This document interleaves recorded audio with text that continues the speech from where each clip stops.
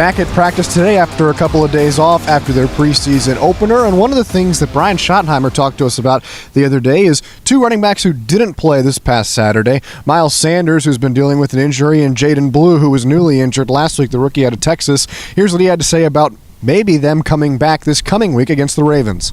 I think they're both going to start doing something this week. John, I'll figure it out when I get in there after we have this meeting here. Today's kind of a lighter day. Today's a stay program where we're taking care of their bodies a little bit. So that buys guys that are coming off bumps and bruises to kind of get back healthy, and we'll do a mock a little bit later tonight. But I think both those guys, we should see some significant progress with them this week, and we'll see. But hopefully they can both play in the game.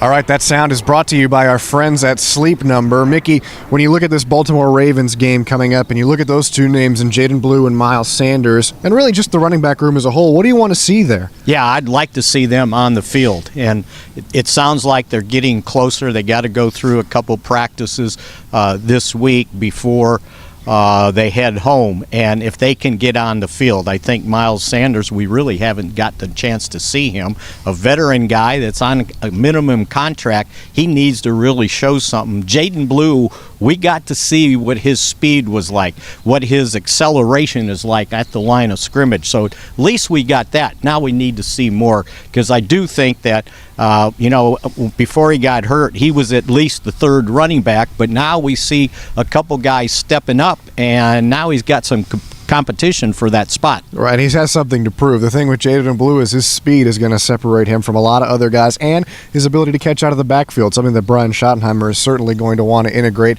into this offense. We'll see if both of them can get healthy. Coming up next, we're going to take a look at another banged-up room the Cowboys are sifting through right now, and that's the cornerback position. What do we see in the opener, and how can they get better from here? We'll talk about that a little bit more when we come back on Inside Cowboys Training Camp, presented by Ford.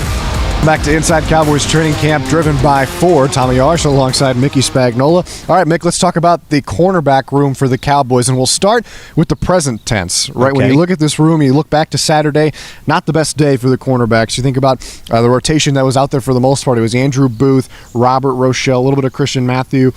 What did you see from that room, and how would you evaluate where the Cowboys are at right now?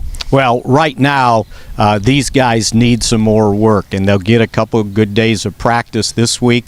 They've got 2 more preseason games, so I don't think anything sorted out behind what they project would be their starting 3 or 4 corners. So to me, these guys got a ways to go. I think Booth at times steps up playing on the outside, and you see something, but he's not consistent. I still see the need to see more from him if indeed he's going to make the team, if these other guys that are out with injuries aren't ready to start the season. And you make a good point there. Consistency is a big thing that the Cowboys need in this cornerback room right now. When I went back and watched some of the tape, I think Robert Rochelle had a better day than I initially thought, especially coming up and tackling in the run game. So that's at least a positive sign, but again, you have to put in the context of, hey, this is a preseason game, so these settings are different than what it would be come September 4th, for example. And speaking of September 4th, it's a day that the Cowboys are hoping to have a little bit more healthy bodies, not just a cornerback, really across the roster. But let's experiment with this.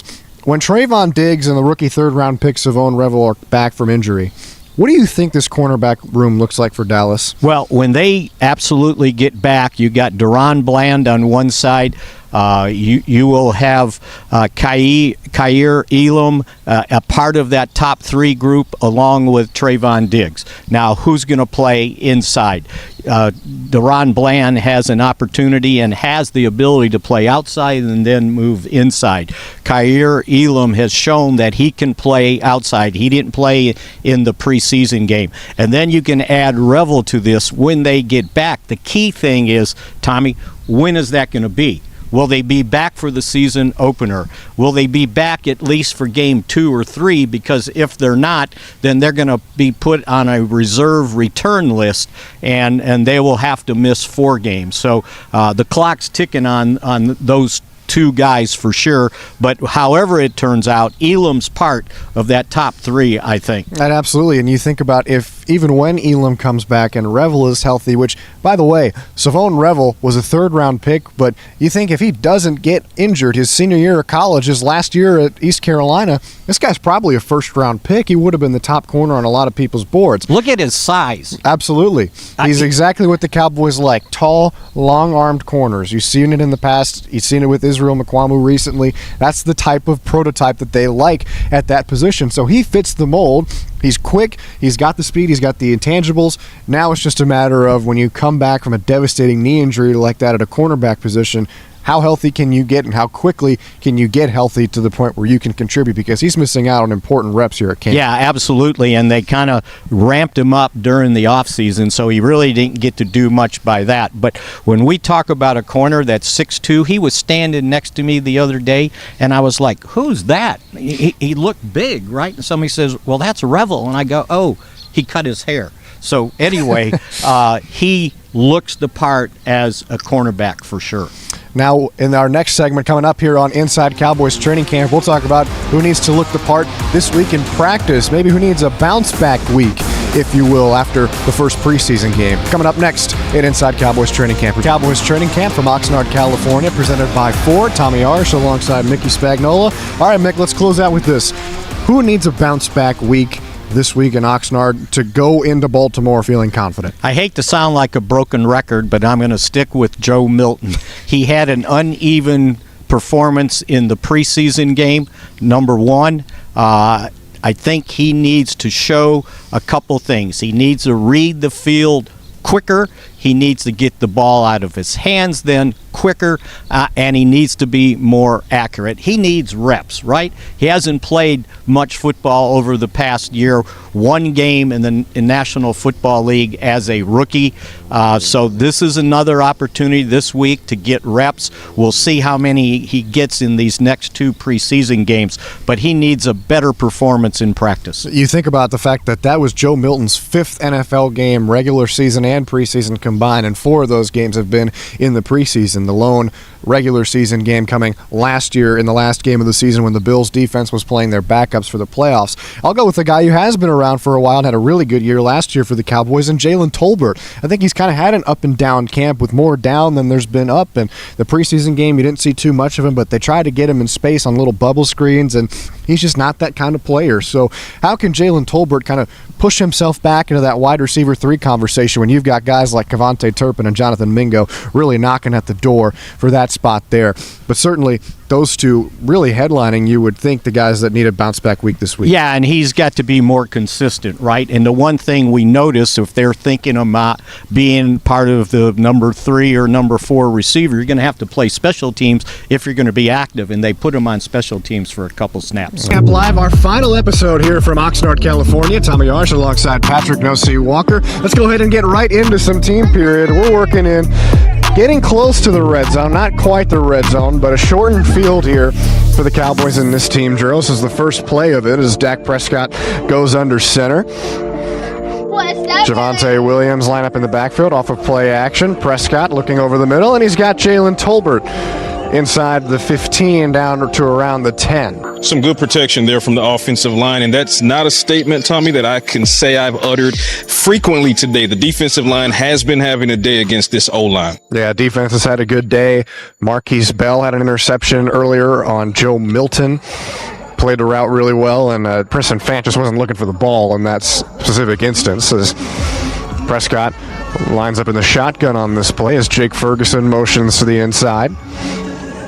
Prescott with all day again. Now the pocket collapsing. Would be a sack by Sam Williams as Kavontae Turpin gets the check down from Dak.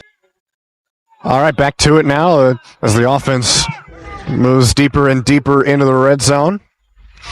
The last play was a check down pass to Javonte Williams. Now both sides look clear of the field. We saw this, Patrick, when this drill started, and then both teams kind of ran out there, kind of simulating what seems like a game feel. As you see right now on the far sideline, Joe Milton with Brian Schottenheimer in his ear as the second-team offense comes out. And I do love that they're integrating this, like you said, as it's a game simulation, because this is going to help them on game days to avoid unnecessary penalties. You get onto the field as quickly as possible. You get your play called in. You get in your set, your stance, and you get ready to go. Brian Schottenheimer has been very clear that he is not a big fan of pre-snap penalties and procedural penalties, and that was certainly an issue for the Cowboys in their preseason opener last Saturday. Trying to take measures to avoid that now as Milton on play action rolls out and hits John Stevens in the flat. Shamar James comes flying through the sideline too as he makes that play. Good decision there by Milton. Just dump it off. Good touch play. And as far as John Stevens Jr., he's starting to kind of come on, but you need to see more from that young man coming off of that second torn ACL. He only has 2 preseason games to kind of make waves in a tight end's depth chart that is kind of stacked as it stands. Milton now in the shotgun. He's got Deuce Vaughn lined up to his left and changing things up now at the line of scrimmage after the hard count. Damone Clark lining up right over the center. Now he'll kind of drop back a little bit. Vaughn gets the handoff. Looks like Doia would have had the tackle there had this been live, but Deuce able to maneuver his way up the middle and into the end zone. And that's exactly where my eyes went pre-snap was Big J Toia. Did not have a great outing in the preseason debut for himself against the Los Angeles Rams, but has been building a good camp. So let's see if he can bounce back against the Ravens. But on that play, like you said, Tommy, if this was live action, I think he gets Deuce Vaughn down there. Now Phil Maffa, who's had a really strong day today in the backfield, he gets the carry and patient running there up the middle before Damone Clark gets his hands around him. But you're seeing it kind of slowly start to click for Phil Maffa, it seems like, Patrick. It is, and what I'm seeing from that rookie is we already know that he's a big physical back. He can bully. He can do the dirty work as far as running through the dirty gaps. But what we're also seeing is vision. We're seeing quickness. We're seeing decisiveness. We're seeing he can get up and down as opposed to trying to just get east and west. Now down to the 7-yard line. Looks like they're simulating 3rd and goal here. Eyes on Maris Leofow here. Milton going through his progressions. It would have been a sack for Perion Winfrey, and it's nearly an interception for Israel Mukwamu. That one bounced off his hands, and Jalen Cropper almost hauled it in with one hand, but that time Perion Winfrey shoots right through the gap, unblocked towards the end there, and would have had a sack on Joe Milton as Dak Prescott and the starting unit prepares to come back in here. And Perion Winfrey, he flashed on more than one occasion against the Rams, so you love to see him continuing that. That potential sack notwithstanding, looking at Joe Milton, I like to see him going through the reads as he did. Throw was a little bit late. Israel Mukwamu definitely wants that back. Fantastic coverage. He got 2 hands on the ball, and you know he wants to come down with that interception. Yeah, you have to come down with that interception if you're Mukwamu there, but nonetheless a pass breakup on 3rd and 7, setting up a field goal will certainly do for the defense. Prescott back on the field with the offense, lined up in the shotgun. Jake Ferguson in motion. He gets a head start at the line of scrimmage. They look up the seam, and it's Luke Schoonmaker right there for the touchdown. That is the kind of magic that you missed seeing from the Cowboys offense last season. Those seam routes from Dak Prescott to his tight ends have been magic. Obviously, pre-Luke Schoonmaker, it was Jake Ferguson as the recipient, still very much a recipient of that. But even before Dak Prescott went down with injury last season, Tommy, you saw a little bit of a disconnect from Dak to Schoonmaker on those very same seam routes. Looks like they're sharpening that up now. Prescott loves throwing that route and certainly not afraid to do so, and he's done it at a high level over the course of his career, especially when he's had Ferguson and the likes of Jason Witten too. Prescott, pocket collapsing. Now rolling, firing to the end zone, and there is Jake Ferguson. Say his name and he shall appear. Jake Ferguson, the recipient of the touchdown immediately after Luke Schoonmaker gets one from Dak Prescott. These tight ends, going back to what I was saying about John Stevens, he's going to have to make some waves because the top 3 spots seem locked, or at least the top 2. Brevin Spann-Ford, he's been dealing with some injuries, so added opportunities for John Stevens Jr. just needs to take advantage. And so at the 2-yard line now are the Cowboys. Looks like it's 2nd and goal on this simulation. Brock Hoffman in its center. We've seen him get some run in place of Cooper Beebe. No injury news there. Just trying to get a guy some reps as that time Javonte Williams scores easily. Nate Thomas with a good job there of kind of paving the way on the left side. Absolutely. A little bit of a road grader came out of Nate Thomas there. And I tell you, Nate Thomas has had a very solid camp, particularly in the absence of Tyler Guyton with that injury. I've seen Nate Thomas hold his own against some very talented guys. Dante Fowler, Sam Williams, Donovan Ezraku, although Ezraku is having quite the day today himself. They liked him for a reason, Patrick. Brian Schottenheimer talked about him even before Guyton went down, so not really too surprising that he's played this way given what the staff was saying about him. Now they'll simulate 3rd and goal from the 2.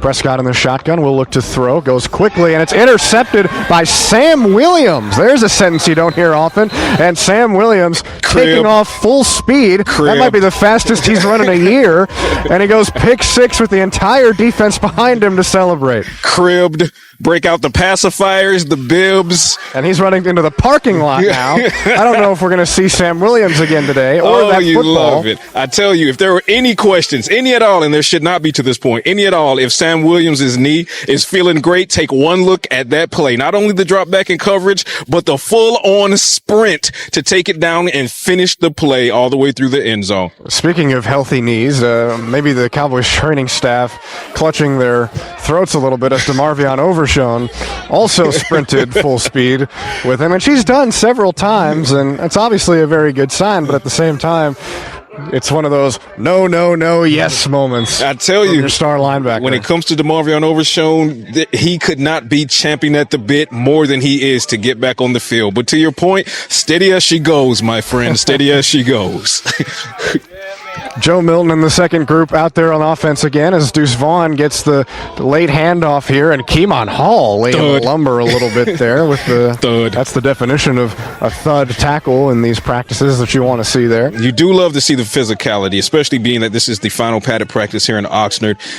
There were questions on if the Cowboys were going to turn down their physicality, especially late last week. Saw some guys leave practice and battle some injury, but Brian Schottenheimer, credit to him, he said he wants this team to build calluses, and you're seeing a lot of that here today.